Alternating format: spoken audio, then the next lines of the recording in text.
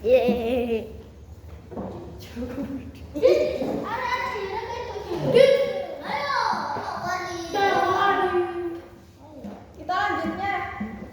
Kita lanjutkan ya. Apa makna iman kepada kitab-kitab Allah? Kata kitab berasal dari bahasa Arab, artinya buku, yaitu sesuatu yang ditulis atau dikumpulkan. Jadi kitab Allah atau kitab Allah artinya himpunan firman Allah yang ditulis atau dibukukan. Kitab-kitab Allah telah memberikan sejumlah kitabnya kepada manusia sebagai petunjuk hidup bagi mereka. Beberapa kitab itu adalah Taurat diturunkan kepada Nabi Musa. Zabur diturunkan kepada Nabi Daud. Injil diturunkan kepada Nabi Isa. Dan Al-Quran diturunkan kepada Nabi Muhammad. Jadi kitab yang sudah diturunkan ada apa tadi? Zabur Nabi Daud. Suaranya merdu sekali sampai hewan-hewan kalau morok, kalau ada burung, kucing, sapi, morok kambing.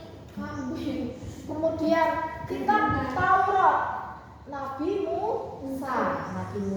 Kitab Injil Nabi Isa alaihissalam, dan Al-Quran yang terakhir. Al-Quran itu penyempurna kitab seluruhnya tadi.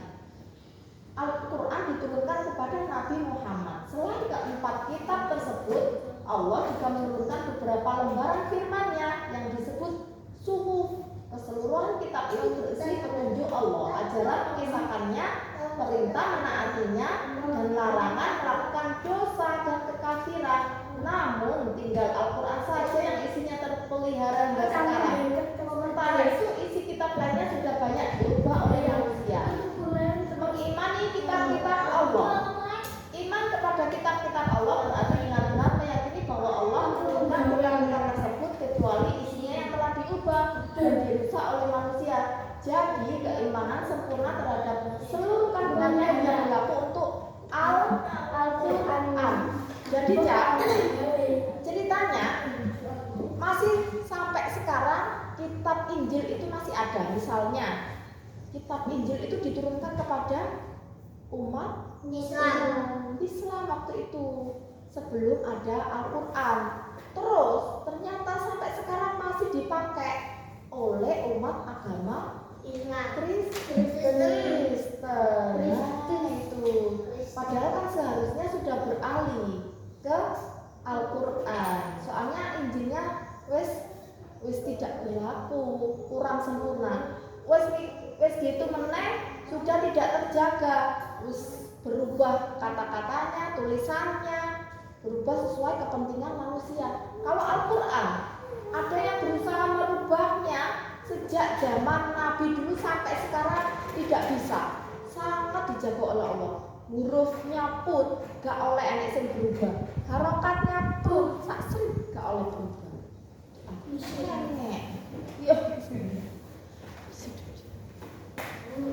Selanjutnya, sikap Abdullah bin Ubay kepada Al-Quran. Nah, contoh orang yang tidak suka.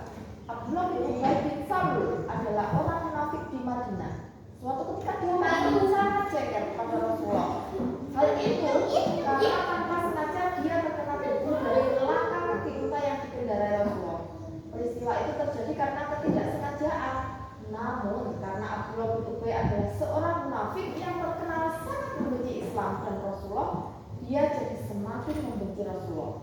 Karena kesalahannya itu dia menebar omelan di mana-mana. Mendapati hal itu, Rasulullah pergi menemui Abdullah bin Ubay di rumahnya. Sampainya di sana, beliau pun membacakan Al-Quran kepada Abdullah bin Ubay. Ayat Al-Quran yang dibacakan berisi berita gembira dan ancaman dari Allah. Namun dengan penuh keangkuhan dan rasa benci, Abdullah bin Ubay berkata kepada Rasulullah, "Hei, apa yang kamu bacakan itu tidak ada gunanya bagiku. Sebaiknya pulang saja sana.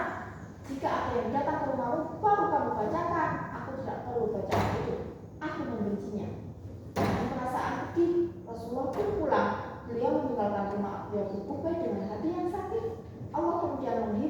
dengan menurunkan surat 186 dari surat Ali Imran. Dalam ayat tersebut Allah memerintahkan Rasulullah untuk lebih bersabar dan bertakwa. Sebagai Rasul, beliau akan diuji oleh Allah. Salah satu ujiannya adalah menghadapi sikap Abu Abdullah bin Ubay bin Salul. Nah, memang kalau orang baik itu banyak ujiannya ya Jaya. Salah satunya adalah dibenci oleh orang lain, tapi harus tetap sabar. Ada komiknya ini. Wah, komik baru nih pinjam tapi nanti kalau selesai saya baca ya, mendingan baca Al-Quran, banyak pahalanya.